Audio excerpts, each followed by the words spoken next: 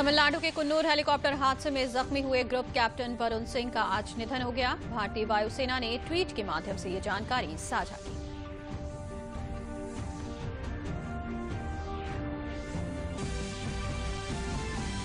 मुख्यमंत्री योगी आदित्यनाथ ने भाजपा के यूपी नंबर 1 कार्यक्रम का किया शुभारंभ। कहा, सुझाव आपका, संकल्प हमारा के तहत सरकार ने पूरे किए अपने वादे।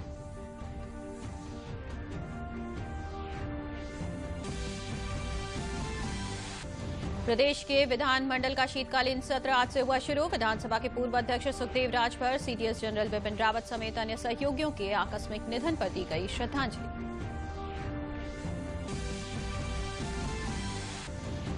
लौह पुरुष सरदार वल्लभ भाई पटेल की 71वीं पुण्यतिथि आज। मुख्यमंत्री योगी आदित्यनाथ ने लखनऊ में सरदार वल्लभ भाई पटेल की प्रतिमा पर किए पुष्प अर्पित।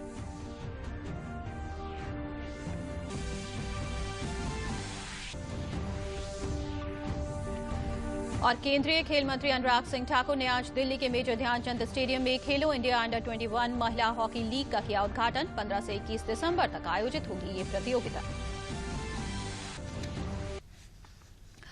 नमस्कार, मैं हूं मोनिका चौहान और अब समाचार विस्तार से।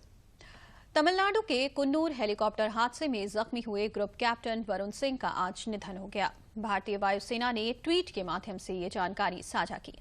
8 दिसंबर को तमिलनाडु के कुन्नूर में हुए हेलीकॉप्टर दुर्घटना में सीडीएस जनरल विपिन रावत और उनकी पत्नी समेत 11 सैनिकों की दुर्भाग्यपूर्ण मृत्यु हो गई। ग्रुप कैप्टन वरुण सिंह इस हादसे में बुरी तरह जख्मी हुए थे। उनका इलाज बेंगलुरु के एक अस्पताल में चल रहा था। प्रधानमंत्री नरेंद्र मोदी सहित कई नेताओं ने कैप्टन वरुण सिंह के निधन पर गहरा शोक व्यक्त किया है। आज लखनऊ के इंदिरा गांधी प्रतिष्ठान में भारतीय जनता पार्टी द्वारा यूपी नंबर 1 अभियान का मुख्यमंत्री योगी आदित्यनाथ ने शुभारंभ किया। मुख्यमंत्री ने इस मौके पर सुझाव आपका, संकल्प हमारा कार्यक्रम में सभा को संबोधित करते हुए कहा कि संकल्प लोक कल्याण का माध्यम है। संकल्प व्यक्ति के लोक कल्याण और राष्ट्र कल्याण के लिए लिया जाता है। इसी संकल्प के साथ वर्ष 2017 में हम जुड़े थे और उसे पूरा करने का कार्य किया।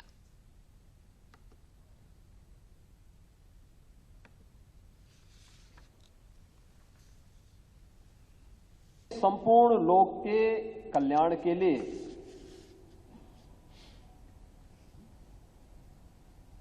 जिस एक पवित्र भाव को हम अंगीकार करते हैं, वह पवित्र भाव ही संकल्प है। और इस संकल्प के साथ 2017 में हम जुड़े थे और मुझे प्रसन्नता है कि प्रधानमंत्री मोदी जी के नेतृत्व में, उनके मार्गदर्शन में, उनकी प्रेरणा से जिस लोक कल्याण संकल्प पत्र को हम लोगों ने जारी किया था मार्च 2017 में, सरकार बनने के बाद उन संकल्पों को, एक एक संकल्प को हमने जीवन का व्रत मान करके पूरा करने का कार्य किया। और अब जब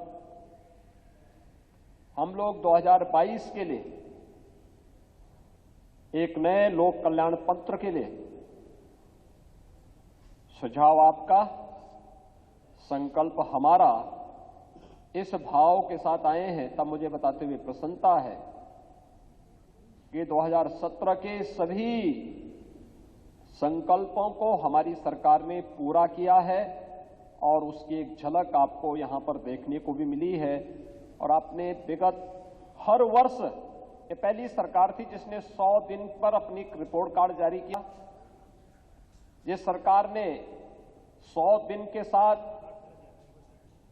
3 महीने के कार्यकाल के बाद फिर 6 महीने में अपना रिपोर्ट कार्ड जारी किया, 1 वर्ष में अपना रिपोर्ट कार्ड जारी किया, दूसरे वर्ष में भी अपना रिपोर्ट जारी किया, तीसरे वर्ष में भी अपना रिपोर्ट कार्ड जारी किया और चौथे वर्ष में भी फिर 4.5 वर्ष पूरे होने पर भी अपना रिपोर्ट कार्ड जनता के सामने प्रस्तुत किया और कहा कि हमने जो कहा था सो करके दिखाया है। यह संकल्प लेकर के हम लोग गए थे और हमने इन संकल्पों को पूरा करने में कोई कोताही नहीं बरती। फर्क साफ है और वह साफ इस बात को लेकर के पहले की सरकारें किसानों पर गोली चलाती थी। हमने पिछली सरकारों की गलत नीतियों के कारण कर्ज के बोझ से दबे हुए किसानों को मुक्ति देने के लिए फसल ऋण माफी की घोषणा भी प्रदेश के अंदर की थी और हमारी सरकार का पहला संकल्प था। फर्क साफ है, पिछली सरकारों के समय में कैसे आस्था के प्रतीकों का अपमान होता था। गौ हत्याएं होती थी, गौ तस्करी होती थी, बड़े पैमाने पर। इस कारण से प्रदेश के अंदर अव्यवस्था और दंगे होते थे। हमारी सरकार आई, हमने इलीगल स्लॉटर हाउसेज बंद किए, अवैध बूचड़खाने बंद किए, तस्करी रोकी और तस्करी रोकने के साथ ही प्रदेश के अंदर निराश्रित गौ आश्रय स्थल बना करके लगभग 7 लाख गौवंश को आज हम सरकारी संरक्षण में देखभाल कर रहे हैं। हर गौवंश के लिए हर महीने 900 रुपये देने का कार्य सरकार कर रही है। यह संकल्प भी हमारी सरकार ने पूरा किया और प्रदेश को हम लोगों ने इसके कारण फैलने वाली दुर्व्यवस्था से भी बचाया। आज से विधानमंडल का शीतकालीन सत्र शुरू हो गया है। विधानसभा की शुरू हुई कार्रवाई में विधानसभा के पूर्व अध्यक्ष सुखदेव राजभर और सीडीएस जनरल विपिन रावत, उनकी पत्नी समेत अन्य सहयोगियों के आकस्मिक निधन पर शोक संबंधी सूचनाएं रखी गईं। सदन में दिवंगत आत्मा की शांति के लिए 2 मिनट का मौन रखा गया। नेता सदन मुख्यमंत्री योगी आदित्यनाथ, नेता प्रतिपक्ष राम गोविंद चौधरी, कांग्रेस के विधानमंडल दल की नेता अनुराधा मिश्रा, बहुजन समाज पार्टी के विधानमंडल दल के नेता उमाशंकर ने शोक प्रस्ताव पर अपनी संवेदनाएं व्यक्त की। विधानसभा की कार्यवाही कल 11 बजे तक के लिए स्थगित हो गई है। राज्यसभा में आज केंद्रीय वित्त मंत्री Nirmala Sitharaman narcotics, drugs and psychotropic substance विधेयक 2021 को विचार और पारित करने के लिए पेश करेंगी और लोकसभा में वित्त मंत्री विनियोग नंबर 5 विधेयक 2021 को विचार और पारित करने के लिए पेश करेंगी। इस विधेयक का मकसद वित्तीय वर्ष 2021-22 की सेवाओं के लिए भारत की संचित निधि से कुछ और राशियों के भुगतान और विनियोग को अधिकृत कराना है। साथ ही नियम 193 के तहत महंगाई पर भी चर्चा की जाएगी।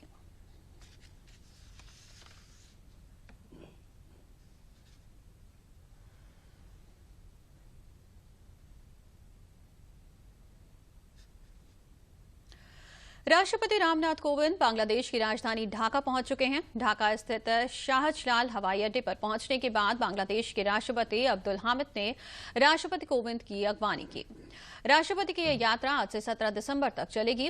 राष्ट्रपति ढाका में 50वें विजय दिवस के उपलक्ष्य में 16 दिसंबर को होने वाले समारोह में शामिल होंगे। राष्ट्रपति का हवाई अड्डे पर 21 गन सैल्यूट के साथ स्वागत किया गया, साथ ही साथ उन्हें गार्ड ऑफ ऑनर भी दिया गया। राष्ट्रपति की यात्रा के दौरान ढाका में 1971 में बांग्लादेश मुक्ति दिवस युद्ध के 50वें विजय दिवस समारोह के साल भर चले जश्न का ये हिस्सा है।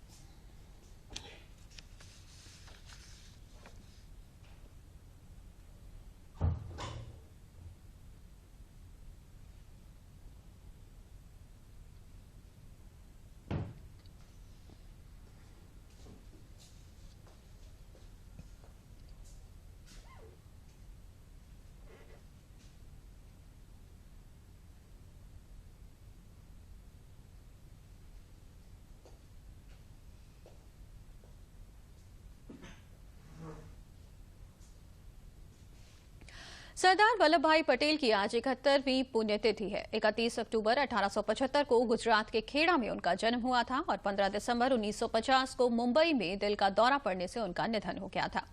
देश आज उन्हें याद कर उन्हें श्रद्धांजलि दे रहा है। सरदार पटेल की पुण्यतिथि के अवसर पर लखनऊ के हजरतगंज स्थित उनकी प्रतिमा पर मुख्यमंत्री योगी आदित्यनाथ ने पुष्पांजलि अर्पित कर उन्हें श्रद्धांजलि दी। इस मौके पर मुख्यमंत्री ने कहा कि प्रधानमंत्री नरेंद्र मोदी ने उनके जन्मदिन को राष्ट्रीय एकता दिवस के रूप में देश में मनाना शुरू किया। उन्होंने कहा कि सरदार पटेल के विचार आज भी लाखों लोगों को प्रेरित करते हैं।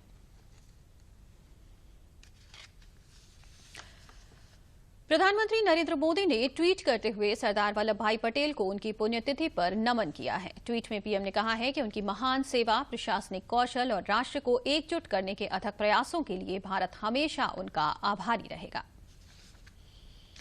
भाजपा शासित प्रदेशों के मुख्यमंत्री और उप मुख्यमंत्री रामलला के दर्शन करने के लिए अयोध्या पहुंचे। इनके साथ भारतीय जनता पार्टी के राष्ट्रीय अध्यक्ष जेपी नड्डा भी आज अयोध्या में रहेंगे। सभी ने अयोध्या के सरयू तट पर पूजा अर्चना की। मुख्यमंत्री और उप मुख्यमंत्री अभी थोड़ी देर में अयोध्या के प्रसिद्ध हनुमानगढ़ी मंदिर और राम जन्मभूमि में पूजा अर्चना करेंगे। विभिन्न राजनीतिक दलों के नेताओं द्वारा आज बीजेपी की सदस्यता ग्रहण की गई। इस मौके पर भाजपा प्रदेश अध्यक्ष स्वतंत्र देव सिंह की मौजूदगी में कांग्रेस में रहे पूर्व गृह मंत्री सत्यदेव त्रिपाठी, सपा से रीता सिंह, बसपा से भगवान सिंह कुशवाहा सहित कई बड़े नेताओं को भाजपा की सदस्यता ग्रहण कराई गई। भाजपा प्रदेश अध्यक्ष ने कहा कि इन नेताओं की सदस्यता ग्रहण करने से पार्टी के साथ साथ राष्ट्र भी मजबूत होगा।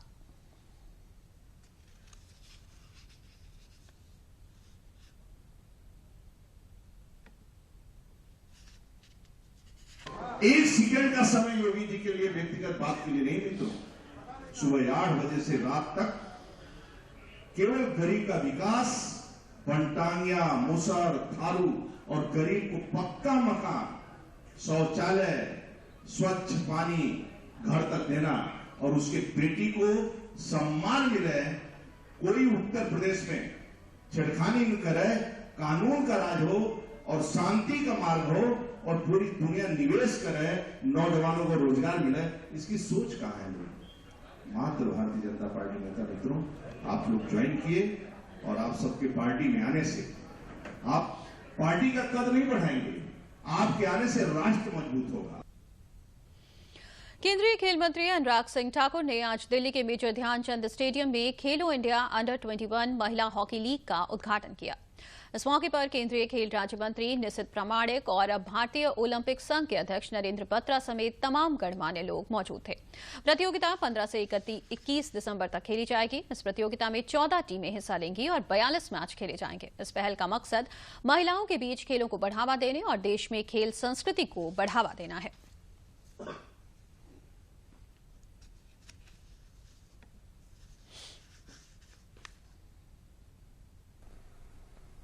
मेंटल टफनेस की बात करते हैं, मैच प्रिपेयर्डनेस की हम बात करते हैं, वो आपको मैचेस के माध्यम से ही मिलता है।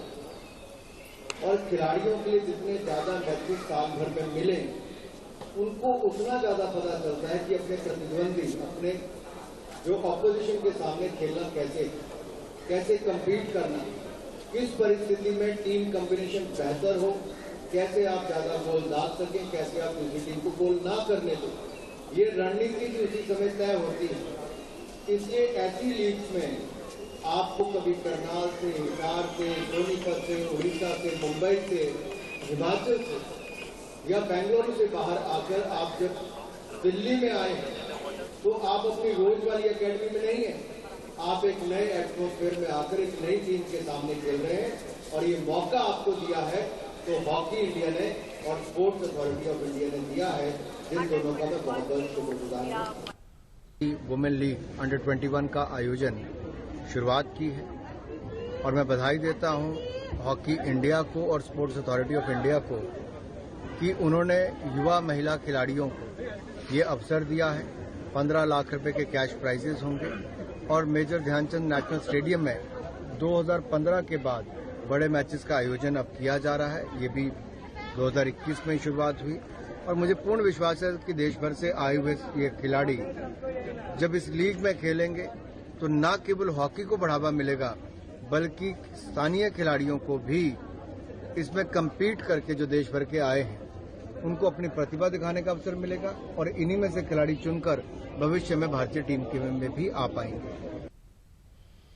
विश्व स्वास्थ्य संगठन ने कोविड के नए वेरिएंट ओमिक्रॉन को हल्का मानने को लेकर चेतावनी जारी की है। WHO के महानिदेशक ने कहा है कि वैक्सीन की बूस्टर डोज कोविड को फैलने से रोकने में अहम भूमिका निभा सकती है, विशेष रूप से उच्च जोखिम वाले लोगों के लिए। हालांकि WHO के महानिदेशक ने यह भी कहा कि अकेले वैक्सीन से दुनिया को संकट से नहीं निकाला जा सकता। उन्होंने कहा कि वायरस के प्रसार से निपटने के लिए मास्क पहनना, सामाजिक दूरी बनाए रखना और अन्य कोविड उपयुक्त व्यवहार का पालन करना भी जरूरी है।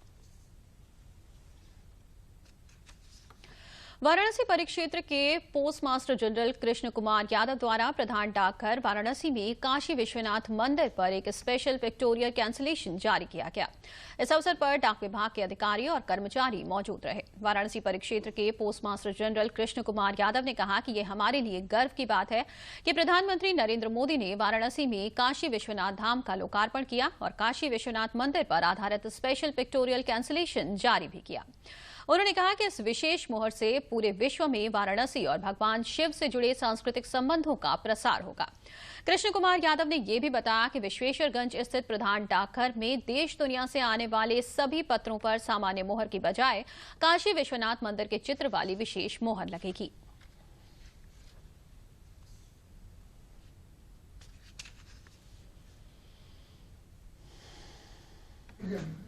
आज जो है श्री काशी विश्वनाथ मंदिर वाराणसी पर एक स्पेशल पिक्चोरियल कैंसिलेशन का भारतीय डाक विभाग द्वारा जो है अनावरण किया गया है। और अब वाराणसी प्रधान डाकघर से जितनी भी डाक चाहे देश और दुनिया में आती है, चाहे देश दुनिया में जाती है, उन सब पर आज से सामान्य मुहर की जगह जो है यही जो है विशेष मुहर लगाई जाएगी। और इस विशेष जो मुहर है उसकी सबसे बड़ी खासियत है कि इसमें जो है श्री काशी विश्वनाथ मंदिर के शीर्ष और उस पर जो फहराती धर्म ध्वजा है उसको जो है दिखाया गया है और किनारे जो है गोलाई में हिंदी और अंग्रेजी में श्री काशी विश्वनाथ मंदिर वाराणसी लिखा गया है। बाराबंकी जिले में सरकारी धान खरीद प्रक्रिया में तेजी देखी जा रही है। जिला प्रशासन द्वारा जिले में खाद्य विभाग, यूपीपीसीएफ, यूपीपीसीयू और भारतीय खाद्य निगम के करीब 64 क्रय केंद्र बनाए गए हैं। वहीं इस बार किसान के मोबाइल नंबर पर आधार नंबर लिंक होने से खरीद प्रक्रिया पूरी तरह पारदर्शी तरीके से की जा रही है, जिससे दलालों का वर्चस्व समाप्त हुआ है।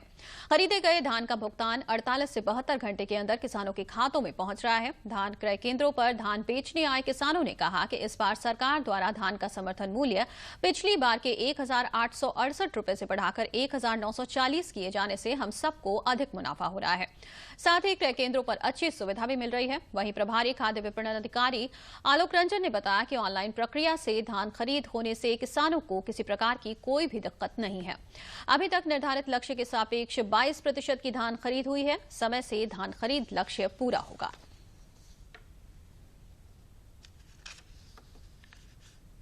जनपद में 1 नवंबर से क्रय कार्य प्रारंभ हो चुका है और लगातार चल रहा है।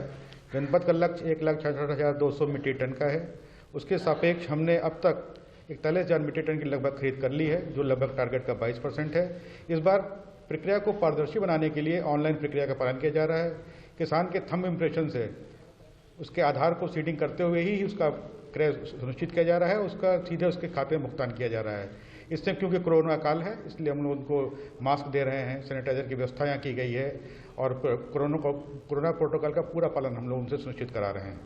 कृषक आता है उसी दिन उसको टोकन मिल जाता है, उसी दिन तौल होती है, इसलिए ना तो किसी क्रय केंद्र पर भीड़ है और कृषक आता है अपने पूरी सुविधा के अनुसार धान तौल करके चला जाता है। 72 घंटे के अंदर हम लोग उसको भुगतान भी सुनिश्चित कर रहे हैं। इस बार 1940 रुपये प्रति क्विंटल धान लिया जा रहा है और किसानों को कोई असुविधा नहीं हो रही। आज धान लाए, कायदे से हमारा तौल गया, तौल नाप भी अच्छी है और हर तरह की सुविधा यहाँ पर। और राज्य सरकार माननीय मुख्यमंत्री जी योगी आदित्यनाथ जी किसानों के लिए बहुत अच्छा कार्य किया और किसानों का धान का रेट भी बहुत बढ़ा दिया है और इनकी वजह से किसानों की धान की पैदावार भी काफ़ी बढ़ी है और बीज में भी छूट दी जाती है और यहाँ पर भी सुविधा दी, रेट भी बढ़ा दिया गया है। माननीय प्रधानमंत्री जी नरेंद्र कुमार मोदी जी ने भी किसानों के हित में जो कार्य किए हैं बहुत अच्छे किए हैं, सराहनीय कार्य हैं। हम अपना धान नवीन मंडी में लेकर आए हैं और हमारा धान तौला जा रहा है, साफ और सूखा करके लाए हैं। इस बार सरकार जो है बड़ा अच्छा काम कर रही है और इस बार जो है बिचौलिए बिल्कुल गायब हैं और बड़ी सहूलियत से और अच्छी तरीके से धान की तौल की जा रही है। इस साल 1868 रुपये में धान सरकार ले रही थी, इस बार 1940 रुपये में है ले रही, इसलिए किसानों का विशेष आमदनी बढ़ रही है। बरेली जिले में केंद्र सरकार द्वारा चलाई जा रही प्रधानमंत्री आवास योजना से कई गरीब परिवारों को लाभ मिल रहा है। इस योजना के माध्यम से उनके सर पर पक्की छत का सपना साकार हो रहा है। इस वित्तीय वर्ष में जिले में 4,800 लोगों को योजना का लाभ मिला है। सरकार से जिला प्रशासन को 5,000 आवास बनाने का लक्ष्य मिला था, जिसका 96% पूर्ण किया जा चुका है।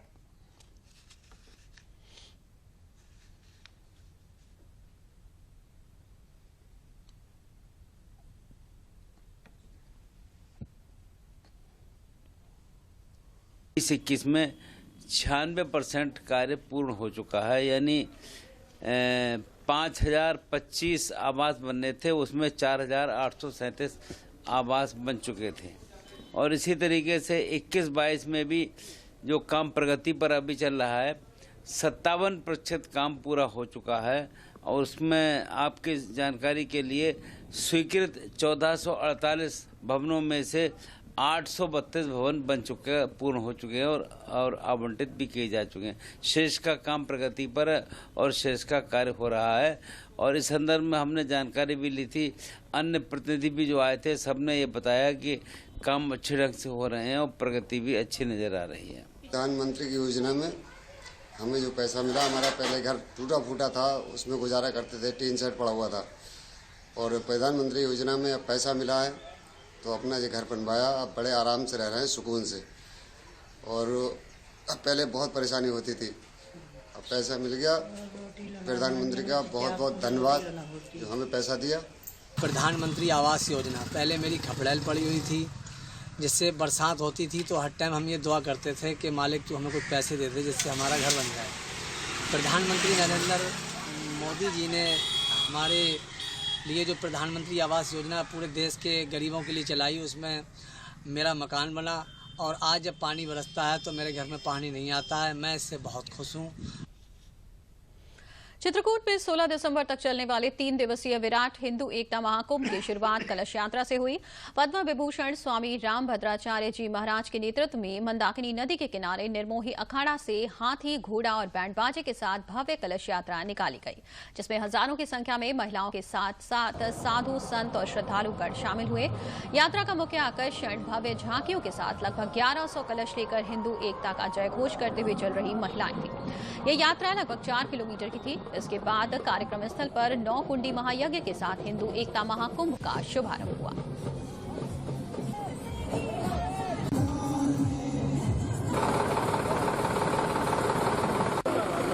हिंदू समाज के लिए बहुत गौरव का विषय है, बहुत उत्साह का विषय है। चित्रकूट में हिंदू एकता महाकुंभ का दिव्य, भव्य और पवित्र आयोजन हो रहा है।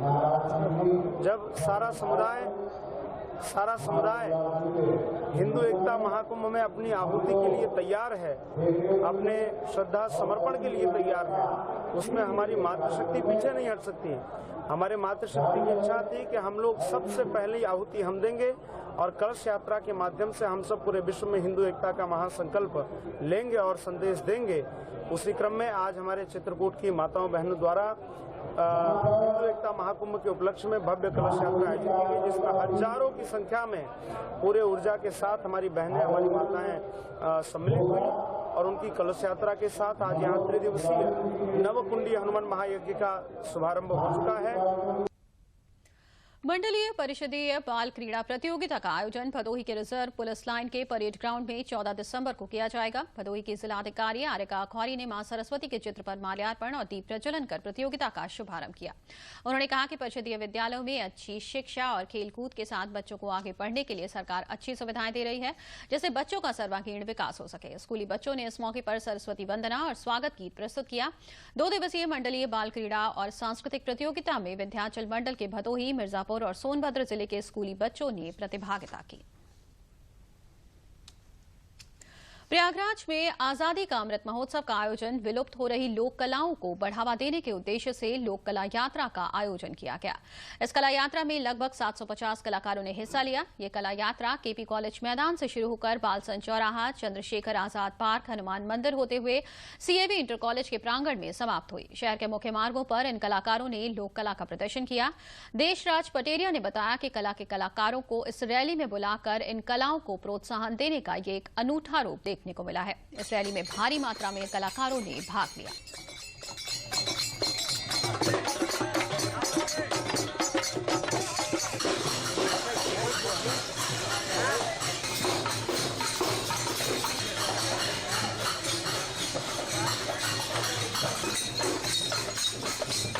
जिंदाबाद इंक्लाब जिंदाबाद भारत माता की।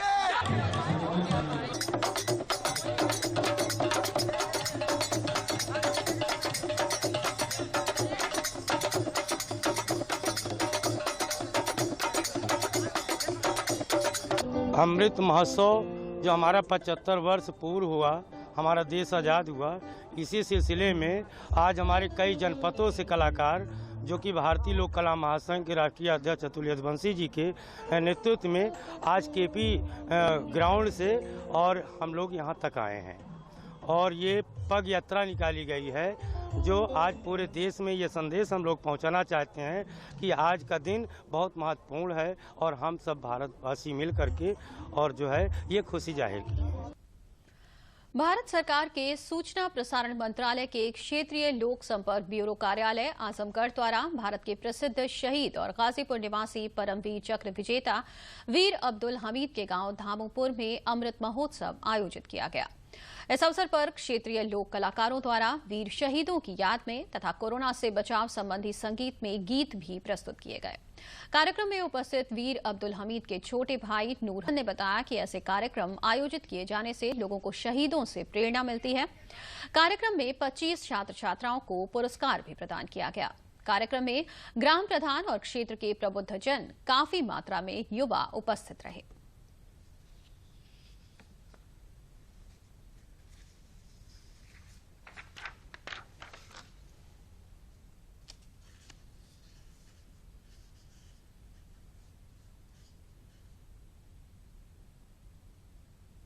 पहले तो ये हमारे शहीद वीर अब्दुल हमीद का गांव है, उसी गांव से मैं बिलोंग करती हूँ और आप लोग का प्रोग्राम बहुत अच्छा लगा। इससे हमारे बच्चों को बहुत सीख मिली है। कुछ बच्चे जागरूक हुए, पुरस्कार मिला है, जिनको नहीं मिला वो और होंगे पढ़ने के लिए। बता दें कि अब आप दूरदर्शन न्यूज उत्तर प्रदेश के समाचार बुलेटिन और समसामयिक विषयों के कार्यक्रमों को हमारे YouTube channel DD News UP पर देख सकते हैं। इसके लिए आपको लॉगिन करना होगा www.youtube.com/ddnewsup।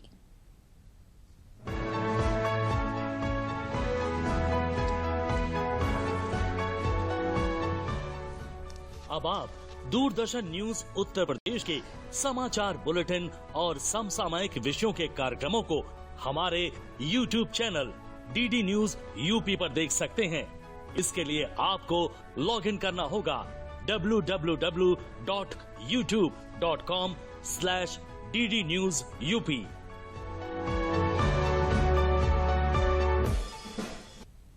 और अब अंत में प्रमुख समाचार। तमिलनाडु के कुन्नूर हेलीकॉप्टर हादसे में जख्मी हुए ग्रुप कैप्टन वरुण सिंह का आज निधन हो गया। भारतीय वायुसेना ने ट्वीट के माध्यम से ये जानकारी साझा की।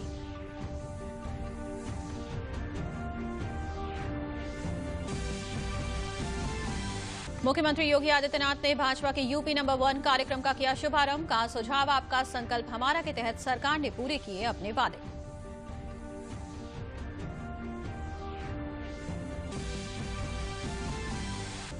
प्रदेश के विधानमंडल का शीतकालीन सत्र आज से हुआ शुरू। विधानसभा के पूर्व अध्यक्ष सुखदेव राज पर सीडीएस जनरल विपिन रावत समेत अन्य सहयोगियों के आकस्मिक निधन पर दी गई श्रद्धांजलि।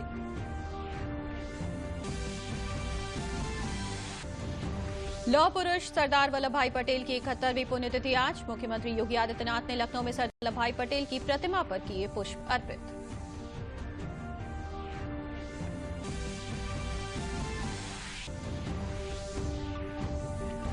और केंद्रीय खेल मंत्री अनुराग सिंह ठाकुर ने आज दिल्ली के मेजर ध्यानचंद स्टेडियम में खेलो इंडिया अंडर 21 महिला हॉकी लीग का किया उद्घाटन। 15 से 21 दिसंबर तक आयोजित होगी ये प्रतियोगिता।